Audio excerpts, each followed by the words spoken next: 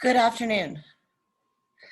Welcome to the 2022 Enabling Change for Retailers webinar series. This series is brought to you by the Ontario Government's Ministry of Seniors and Accessibility. My name is Marcy Wen. I am the Manager of Education for the Retail Council of Canada.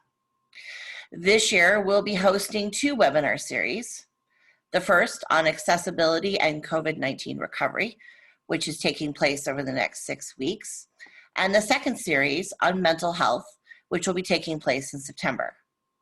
To register for these series, details can be found at RCC's website in the events section.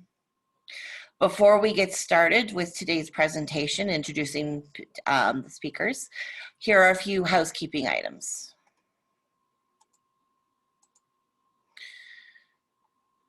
Today's agenda is welcome, housekeeping items, introductions, the presentation on accessibility and the new workplace, and we'll wrap it up with some questions.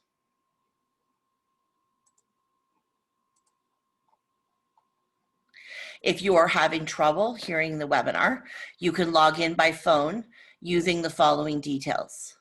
Please dial the number of the city of where you are located that's listed on the screen.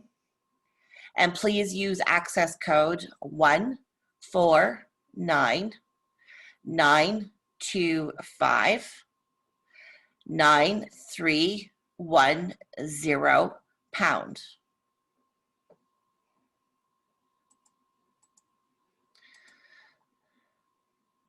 This webinar is being broadcast in French.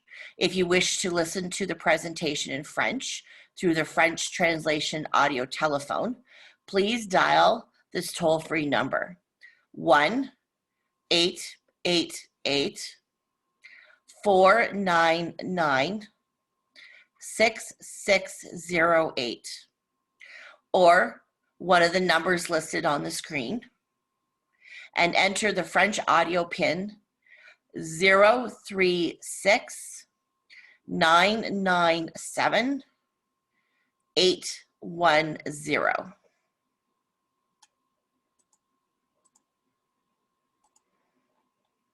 Today's webinar is being recorded. All attendees will receive a web link to access the recording by email. The webinar will also be available on the Retail Council of Canada's website with subtitles in French and English.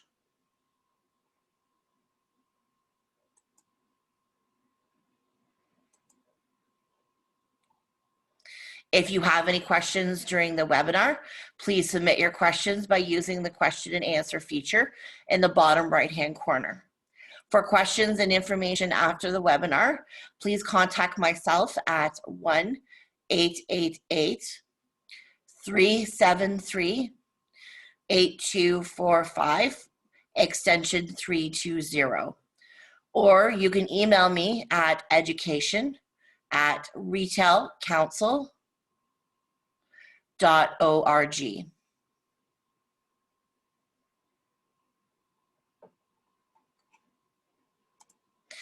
As I said in the introduction, this is the first of a 6-part webinar series. So here is a listing of the next webinars. So next Wednesday, a week from today, April 6th, we will have a webinar called Accessibility with a New Customer. We'll be hearing panelists from the Canadian Hearing Society and CNIB. On April 13th, we will have the 10 things to do to make your store accessible. The Ontario Chamber of Commerce and Discoverability will be taking part in that one. On April 20th, it will be the second part of the 10 things to do to make your store accessible, where we're actually going to get real life examples of some of the things that you can do. And the Ontario Chamber of Commerce and again, Discoverability will be part of that one as well. And then finally, we're going to wrap up the series with accessibility and store design on April 27th, and the Rick Hansen Foundation will be back again for that webinar. To register for these webinars, you can go to the RCC website and go to the events section and register there. All right, so let's introduce today's speakers. All right, Hans-Uli Egger. He is the RHFAC Accessibility Certification Specialist for the Rick Hansen Foundation. Hans Uli Egger is the RHFAC Accessibility Certification Specialist at the Rick Hansen Foundation. Uli, as he goes by, was among the first individuals to receive their RHFAC professional designation when the Rick Hansen Foundation Accessibility Certification Program was launched in 2017. He has conducted over 150 plus ratings of various types of facilities and currently sits on the Accessibility Standards Council Technical Committee for a model standard for the built environment accessibility. As a person who has hard of hearing, he also possesses the lived experience of understanding the importance of accessibility from a hearing disability lens. His interest in the built environment is the result of decades of hands-on involvement with persons with disability and the spinal cord injury community, including his significant other who sustained a spinal cord injury as a young person. Uli is passionate about the RHFAC and the impact it is making to break down barriers for meaningful access and inclusion for people with disability, for inclusion of all people. Hi, Uli, and thank you for attending today's session. Thanks for having me. All right, so now let's introduce David. He's our second speaker. So David Demers is the president of CNIB Frontier Accessibility. Prior to experiencing sudden sight loss in 2010, David was an entrepreneur for over 10 years who owned and managed businesses in commercial photography, e-commerce, tech, and hospitality. David joined the CNIB leadership team as executive director for the Quebec division in 2017. His entrepreneur background and passion for making this world accessible for all has led him into the role of president of CNIB Frontier Accessibility, a social enterprise dedicated to helping organizations of all size meet their accessibility, inclusion, and equality goals. All right, thank you for joining us today, David. Thank you. All right, so before we get started, I'm going to allow Hans and David just to provide a brief little introduction about their organization. And then, as I said, we'll get into the presentation. So Uli, you'd like to start first? Yeah, hi everyone. My name is Uli Egger. I'm the RHFAC Accessibility Certification Specialist and the adjudicator for the Rick Hansen Foundation. I've been with the Rick Hansen Foundation since 2017. My pronouns are he, his, him. I'm an older white male with gray hair and a beard, and I'm wearing a blue shirt. I'm joining you today from the unceded lands of the Kwantlen and Coast Salish people. And as we meet on this virtual platform, let's take a moment to think about and acknowledge the Indigenous lands from which we are joining today. Our collective work in accessibility addresses inclusion and belonging. In the spirit of truth and reconciliation, let us remember and recognize the First Peoples continue to strive for true inclusion and belonging as well. Thank you. All right, David. And hello, everyone. I'm David Demers, the president of CNIB Frontier Accessibility. I am a white male with short hair, and I'm currently wearing I believe it's a gray blazer with a purple shirt, and I have a tie on. And I don't see very well, so that's why I'm not 100% sure what color my clothes is. And so I'm very passionate about accessibility, and at Frontier we have a whole wide range of solutions that can help, whether it's for digital or navigation and wayfinding, and we're very passionate about being a resource for the community as well. All right, well, thank you. All right. Managing diversity is a priority for Canadian priority for Canadian organizations is imperative, not just because it's the right thing to do, but because it's critical to the future success of our business and our economy. Disability is an issue of concern for all Canadians. At some point in our lives, we will all use the services built and designed to make Canada more accessible and inclusive. As we all know, our lives changed back in March 2020. Our industry has been through many changes since then. Stores were either closing temporarily or permanently, while some stores remained open for in-store shopping, and others found alternative ways to meet their customers' needs. In addition to changing how we shop, we've changed how we work. Some employees remained in the stores and distribution centers, while some were sent home to work remotely. Some were in a combination of both as we continue to adapt and learn to live with COVID. With the disruption of how we work over the past few years, has changed over the past few years, I want to ask Yuli, how has the pandemic affected people with disabilities working in retail, in a retail store? Thanks, Marcia. There are many things to consider when you're looking at how this affects people working in retail, whether you're have a disability or not. There's a lot of issues that happened, and for the most part have somewhat tapered down and are cleared up as restrictions have eased. I would say we should look at the site or whatever workplace that you're at from the outside in. So the main entrance became a barrier, and it was commonly observed where the entryways that were reversed or blocked off had no power operated doors for ease of entry. So they were literally reversed. And so the entrance was the exit, and the exit became the entrance. And it was very confusing for people. Signage was poor oftentimes, and we observed this many, many times, that it was difficult to just get in the building to start off with. And then once you got into a site, you were looking at signage, which was oftentimes very confusing. There was signage everywhere that really affected your ability to get around. So a person with a disability working in there would oftentimes be restricted to where they could work. It was due to just unforeseen circumstances at the time. Wearing masks and having clear panels that affected the ability to work and communicate with the customers was very difficult. And I think we all found that to be very difficult. For myself, I'm a hard of hearing person, I could almost never understand the person behind the counter. So how could you fix that? You could probably have a hearing loop, or you could have enhanced audio speakers behind the counter to help communicate with the person on the other side. And typically that's what the situation was that you were separated as an employee from the customer by either a piece of plexiglass or a barrier. It was just very, very difficult to communicate with anybody in a meaningful way.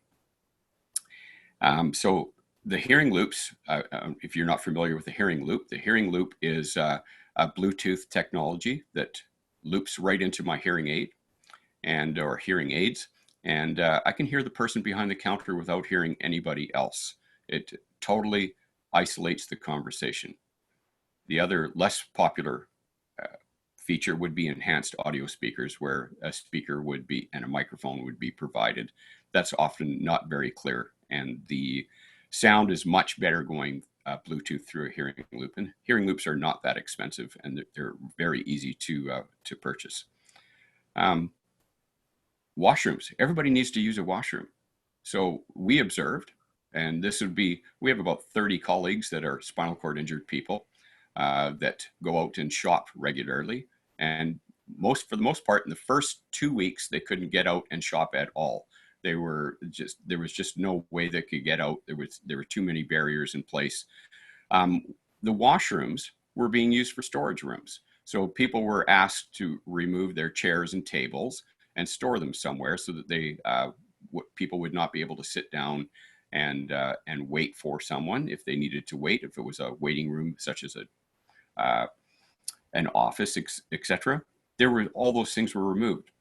but they were put into the accessible washrooms because the accessible washrooms were typically the bigger space to store things. So if you were an employee with a disability and you needed to use a washroom that was accessible, oftentimes that became a barrier, as you would not be able to use that washroom or any washroom for that fact. So it would be very difficult to even be in the workplace at all.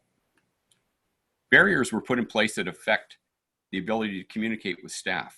And so there was a lot of things that were difficult. There was no non-cane detectable color contrasted stanchions. So the lineups that you see that people went through and people had to work with, if you were a blind person and you were using a cane, then it would be very difficult to wayfind through the site. And those stanchions became a barrier for people that were working within the retail settings. As they would be in their way, they wouldn't be able to discern where these were. Also, people were putting barriers in front of counters and reception counters. So a reception counter is kind of a main place to work. So if you were an employee with a disability and you were working in that reception counter area, oftentimes there was a table placed in front of the reception counter or chairs placed in front, which increased the distance to communicate effectively with the person behind the counter. That was very, very difficult for both the staff and for the guests or the customers that came into the sites. And then there's also the customers were taking out frustrations out on the staff, and staff were feeling very helpless in how to deal with that. People had very, very varied opinions on vaccines and masks, and it was very difficult for everyone to deal with customers that did not want to participate in that. So it oftentimes the employee was left at their own mercy. There was no aid or assistance there to help them out.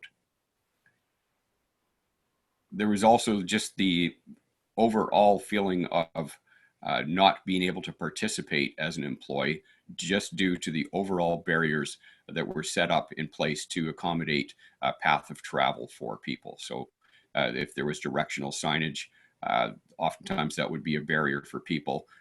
Areas were narrowed so that people were guided to certain areas. Well, that became a barrier for the employee as well. So I'll just leave it at that for now. And if people have questions afterwards, feel free to ask a question. All right. So David, what are your thoughts?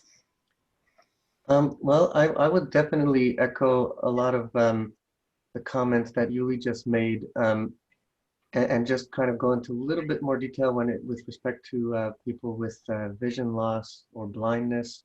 And in fact, the retail environment, even pre-pandemic, has always been a challenging environment, both for blind and partially sighted clients or employees. You can imagine that just getting around in the store and finding a product is extremely difficult for a blind person, and actually getting to the store and so on, and similar challenges with an employee. But the pandemic further heightened those challenges. For example, the arrows on the floor were mentioned, and in fact, even before entering the store, we would always have these lineups outside. And for a person who's blind, it's extremely difficult to know that there's a lineup and where does that lineup start.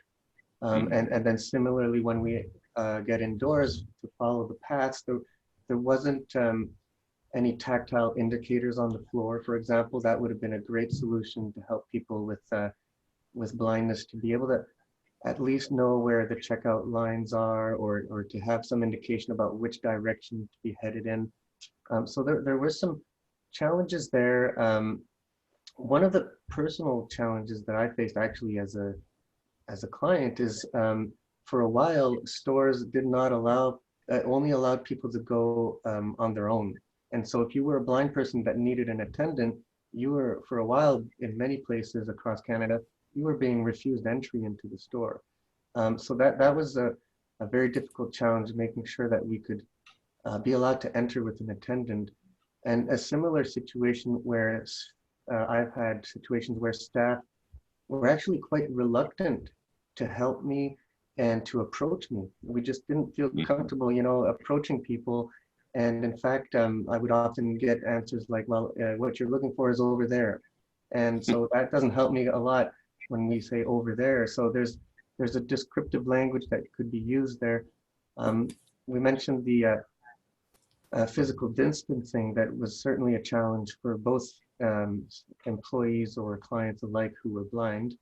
And the plexiglass kind of enclosures that were made around the cash registers or other areas were a challenge for blind people. We would constantly find ourselves trying to find where the hole is to go use the interact machine, for example, you know, and we don't see the plexiglass, so we're constantly kind of bumping into it. And so those are certainly some challenges, but we know on the employee side of at least at least 4 cases of people who are blind that were working in the retail environment and actually had to step away from that work because they were actually starting to endure, you know, mental health distress because they couldn't really know how to react or how to navigate in the space and because of many of the challenges that Yuli and I mentioned.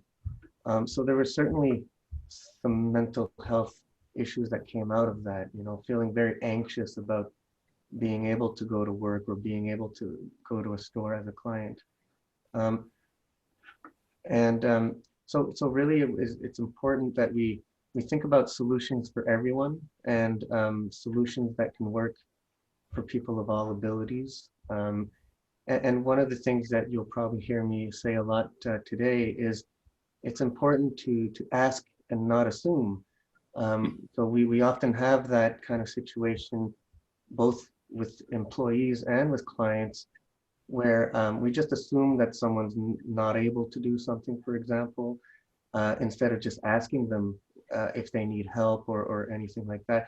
And we even see situations where a blind person walks into a store and kind of gets pounced on and you know, what do you need? What can I help you? And you know, we need to kind of let that person have some time to enter the store and realize that that person probably just went through an extremely challenging trip just to get to their destination. And that's the same with staff as well.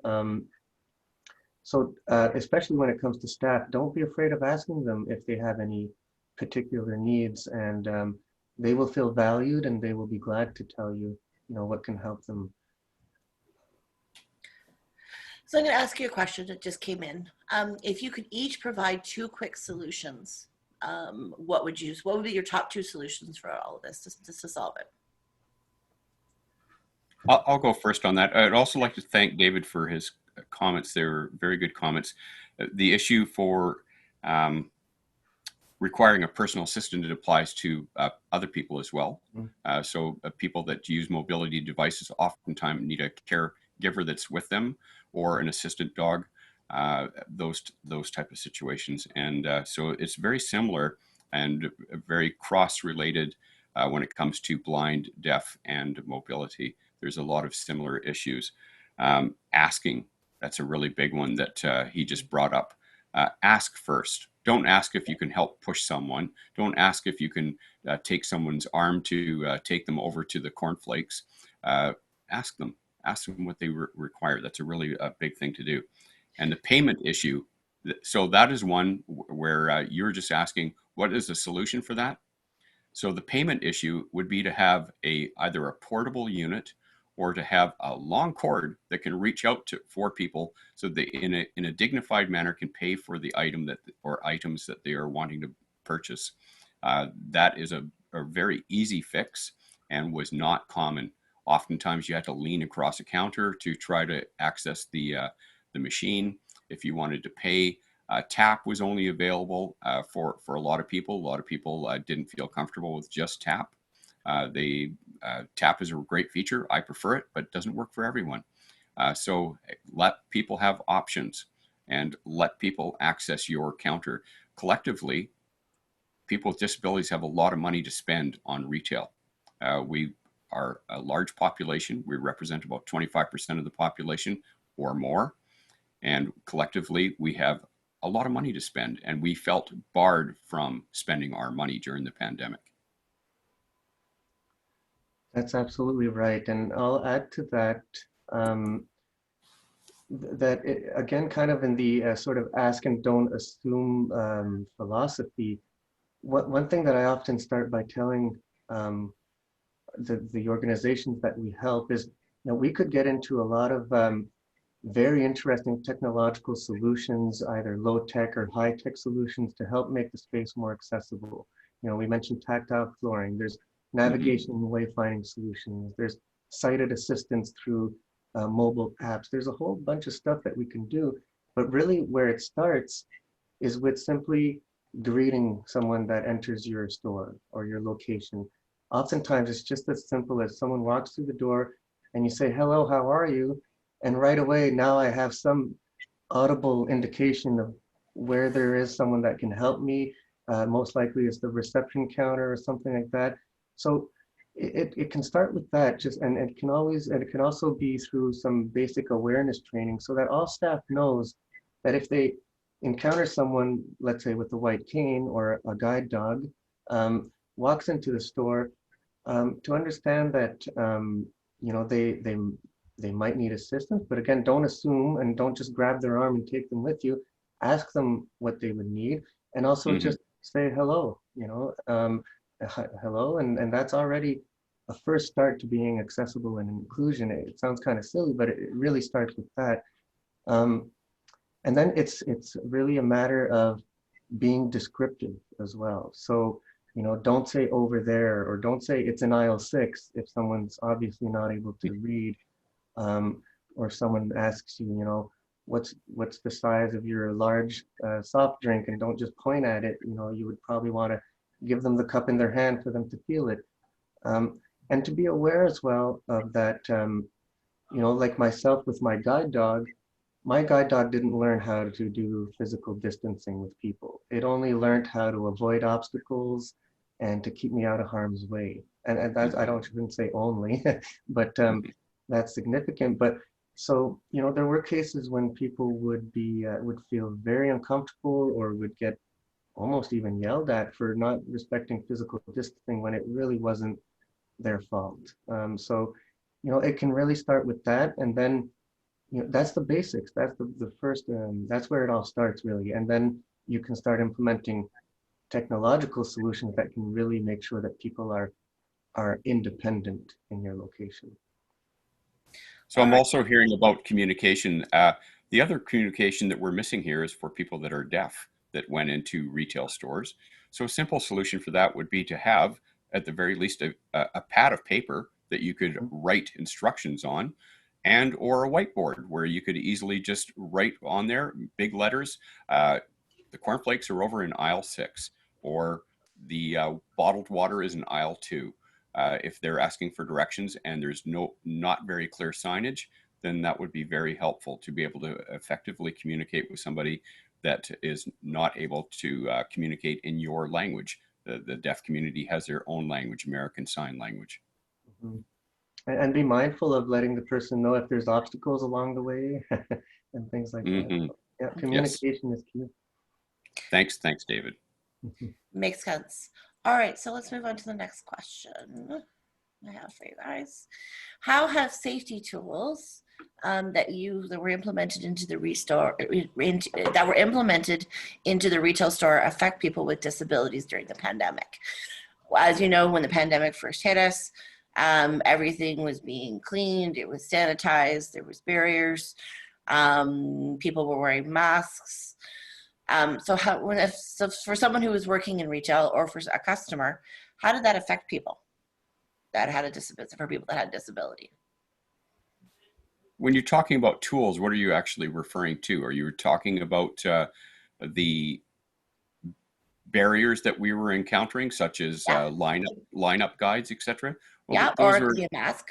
yeah. So if you're talking about lineup guides, so for a person like David, it'd be beneficial to have that lineup have two ribbons on it, one lower, one higher, and contrasting to the environment, so that if you are a person with low vision, that you would be able to see where that stanchion is, and if you're using a cane, that you would be able to detect that lower ribbon on the stanchion and know that there is a line up there. It's always best to have things that are cane detectable, not to have things protruding into the aisle so that somebody that is blind and does not see that there's an obstacle there, that they may walk into it and injure themselves.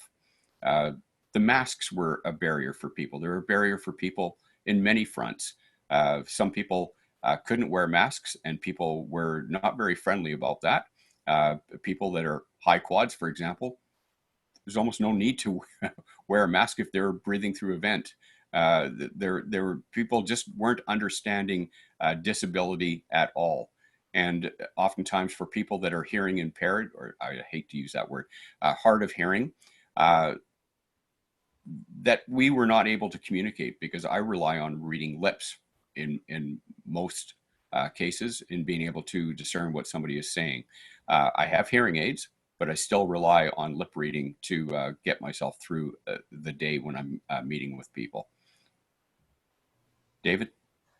Yes, and I just want to try to avoid what I said in the previous answers, because a lot of it is the same. Of the arrows can't be seen by an employee or a client. The plexiglass issues were certainly there. But I'm just thinking of a personal example here, actually, where there was on a counter, the payment terminal was there, but there was a lot of wires dangling, and I didn't see them, and I ended up catching myself in the wires, and the whole payment terminal fell on the floor and made a whole noise. And so there's that can be important for both staff and for clients to make sure that there's no types of obstacles like that. Paying was certainly a challenge, because I would often have to ask for assistance, because pretty much 99% of all payment terminals are not accessible to blind people. And so now it was a little more complicated to get assistance. The person for a while the employee wasn't really allowed to leave their plexiglass barrier. Sometimes the Interact machine wasn't able to, didn't have a long enough cord for the employee to help me fill out the information on the machine. So there are certainly challenges there. In the retail environment, though, for people who are blind, it was basically, I would say, the same challenges as before, but just multiplied by a lot, because we still have the same challenges of knowing what products are in a shelf, but now we have the added challenge of, am I walking in the right direction in the aisle, and things like that. So that's it's really, I think, where the biggest issue was. And I do, we don't have exact data on this, but I do think that possibly a lot of people with vision impairments had a real hard time coming back to work on site in stores during the pandemic. I would also like to say about stamina. For example, you were mentioning the lineups, David, and how confusing those can be, and how limiting that is for a lot of people who can't stand for a lengthy period of time. So what would be better? I suppose having somebody go out into the lineup and saying, does anybody require a seat or an area to rest while waiting in line, and or prioritize people. If you can see visibly that somebody has a guide dog and is standing there and really not knowing where the lineup is going, where the entrance is going to be, that you would ask people, ask what they need. Don't ever assume that somebody is understanding where they are going or what line. They could be in the wrong lineup altogether. Ask people, are you in the lineup for X store? Are you in the lineup for this area?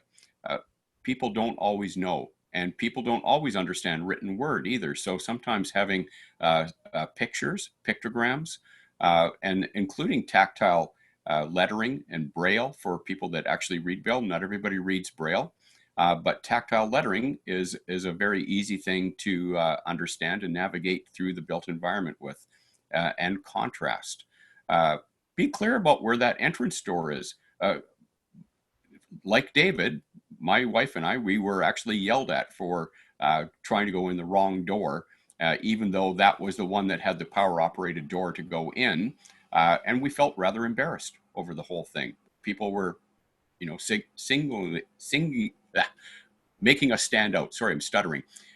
They were making us stand out from everyone and embarrassing us. And that's really not what you want to do with your customers. Great point. And I'll add two last little details here.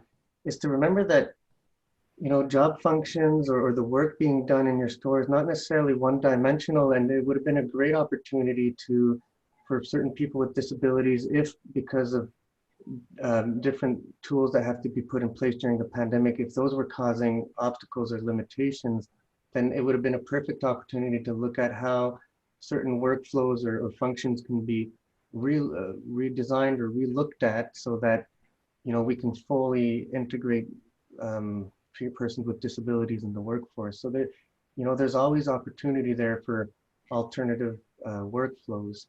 On the client side, I would add one of the things that was deeply concerning to our community is that it became at one point nearly impossible to go in store because we weren't, for a while, not allowed attendance. We didn't know how to get around in the store, and it was just tenfold what our previous challenges were. So then we started looking at online shopping, and the vast majority of online websites are not accessible to blind people. So we literally found ourselves as an organization across Canada having to recruit volunteers that would go do groceries for people with sight loss and figure it out, because a solution had to be found. And we had to lobby or send letters to all the retailers out there, all the major grocers and everything, to say, please provide assistance, even if, it's contrary to what the physical distancing rules are telling us. We can't leave out an entire segment of the population here. Mm-hmm. So true, David. Okay, so final question.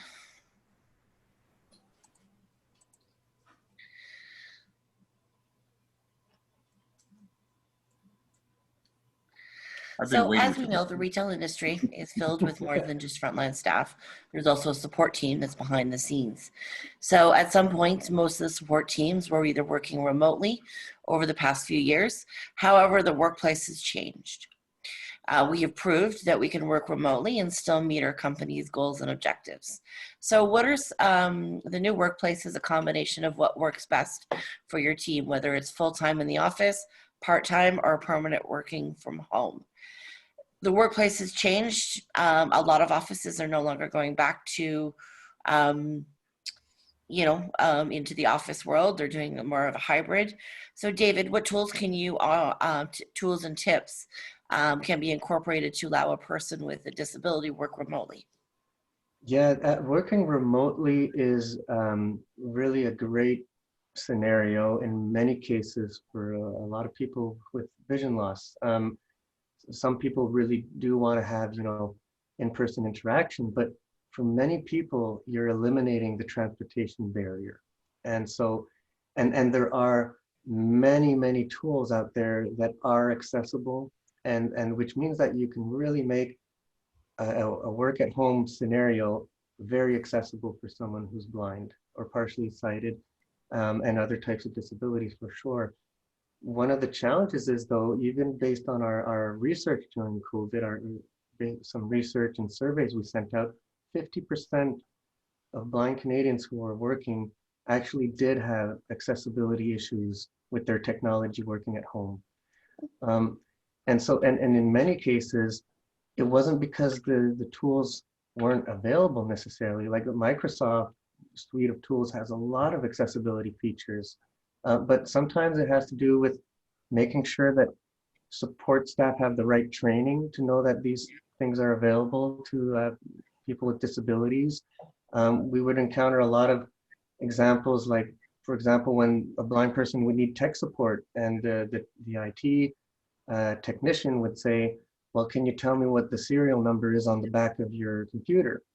Well, a blind person is not able to do that, for example. So, or if they would receive new equipment, all the instructions were printed out on paper.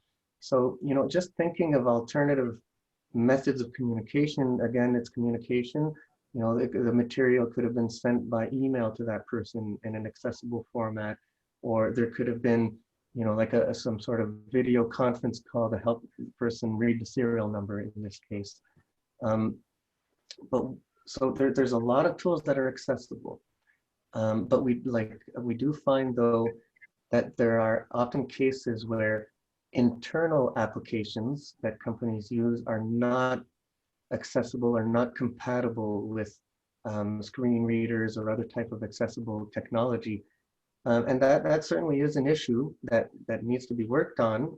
But we can't forget again that work is not necessarily one dimensional, and you know, we can often come up with alternative methods or workflows um, that can ensure that someone's still able to get their work done despite those incompatible systems, or change the functions in different ways so that you can still tap into this diversity of talent and get all these different perspectives in your team without, you know, having these obstacles that prevent it from happening. So it really is a great opportunity for people to work from home, and accessibility is really something that's doable. I'd like to add to that. So really the very first issue is bandwidth and poor internet connection. If you're asking your employee to work from home, and that's your mandate that all your employees are working from home, or some of them are working from home, are you supporting them with enhanced Wi-Fi? Are you allowing them to use the technologies that work best with good bandwidth, such as ASL, captioning, screen readers, all those things work well with good bandwidth. If they're not getting that, then they're probably not functioning at a high level. Much of our work is via Zoom, Teams, and other similar platforms.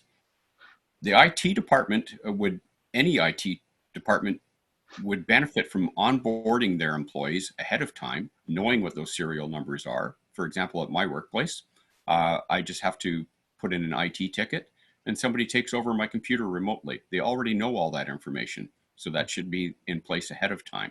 That would be very easy. Ask your employees how to best support them. Again, David and I always bring up this comment about ask. Ask what we can do to best support you.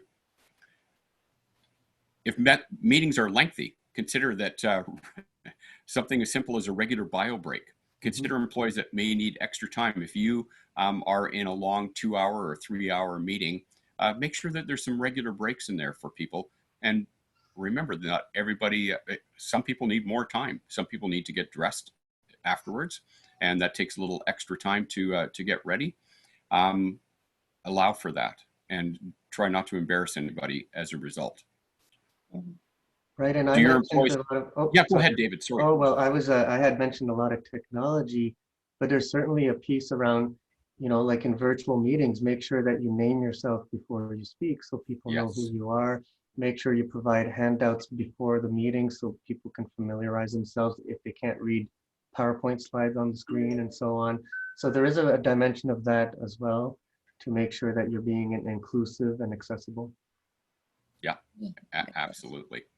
If there's equipment and technology that's required to do the job, or as an employer, are you providing that? Is there screen readers? Is there enhanced keyboards, enhanced screens, larger screens? Are you providing those for your employees so they can have a meaningful work experience from home and feel included in everything? And David, that's a great point about identifying yourself. Also, speaking clearly is really important. Don't mumble. My wife is not here, so she can't hear me, but she mumbles all the time, and she doesn't look right at me while she's speaking. So this is this is a common issue. So even on Zoom, if you're turning your head and looking the other way and you're trying to speak, try not to do that. Try to speak directly into the camera so that people can hear you effectively. That makes sense. All right, well, thank you. We're gonna open it up to questions in just a second. So if you do have any questions for either Yuli or David, you're welcome to put them in the chat function, and we'll get them to in just a minute. So I'm gonna ask one final question of you guys. what is the best piece of advice that you can offer a retailer? You go ahead first, David, if you like, or I'll go. I think it really boils down to ask and don't assume, and you'll get a lot of answers from it. You know, don't be afraid to ask. Like if you have a meeting with people with disabilities, you can ask them before starting, is there anything I can do to make sure that this meeting goes well for you? You know, and then you've just opened up the door for them to feel comfortable about bringing it up. And in fact, you don't need to call out the disability or anything. You just have to say, is there anything I can do to make this meeting easier for anyone or for everyone? So and don't assume. You know, one of the worst things that often happens is people that come up and just grab the wheelchair and push it, or grab my arm and bring me with them, and that's kind of scary. So if you just say, "Can I help you in any way?" That's really where it all starts. Well, you stole my thunder, because that's exactly what I was going to say. We're very like-minded, and I believe this audience is probably quite like-minded as well. So, you know, and ask your employees, do you need any assistance with dictation? Do you need any assistance with, like I mentioned earlier, about screen readers or anything? If you're a blind person, there's great technology for screen reading. Very short story. I was on the SkyTrain a few years ago, and I was going on it every day, and there was a fellow sitting next to me that was blind, and he had a cell phone that had a black screen, and I actually just reached out and I said, how does that work? That's just incredible. He was actually typing out all his notes for the meeting coming up that he was going to be joining in half an hour, and I thought, this is incredible. So ask people how does this work? How do things work? How can we make things better for you? Never assume. Okay, well, that's great advice. All right, so thank you. All right, so let's move. All right, so it doesn't look like we have any questions so far. Nope, no questions so far. So we want to provide you with more information with regards to the two guest speakers that we've had, so the Rick Hansen Foundation and CNIB. So here is some detailed information on how you can get a hold of them, how you could reach out to them. We encourage you to reach out to them if you have any questions. So here is CNIB Foundation's information, their website, and their toll-free. You will also receive a one-pager from them tomorrow when you receive the recording of the webinar. And there will be a QR code should you want to reach out to them. You can just click on that QR code and you'll be able to link right to them directly. And as I said, the same information for the Rick Hansen Foundation. There's their website, email address, and their 1-800 number. The Rick Hansen Foundation actually and CNIB will be coming back for other webinars as well. So as I said, this information is available, and we do encourage you, should you have any questions, reach out to them directly. They're a great resource, so please do so. All right, so I'm going to do one final check for questions. And there is nothing, so there was just that one question that I answered earlier. All right. All right, so I want to say, before we move on, I want to say thank you to David and Yuli for taking the time to present today. The information they provided us was fantastic. I think we got a lot of great suggestions that you can use in the stores and also working remotely. All right. Oops. Oh, okay. So yeah, so just want to remind you of the upcoming webinars that we have. You can register them at RCC events. And again, this webinar was recorded. So if you have any, if you want to listen to the recording, or if you need subtitles or whatever, it will be available in French and English subtitles, and it will be on the RCC's website. So finally, I would like to say thank you to Yuli and David for today's presentation. Join us next week for accessibility and the new customer, where we'll have the Canadian Hearing Society and CNIB will be back for that webinar. So I hope everyone has a great day, and I hope everyone stays safe. Thank you for joining us today. Thanks, everyone. Thanks, everyone. Thanks for having us.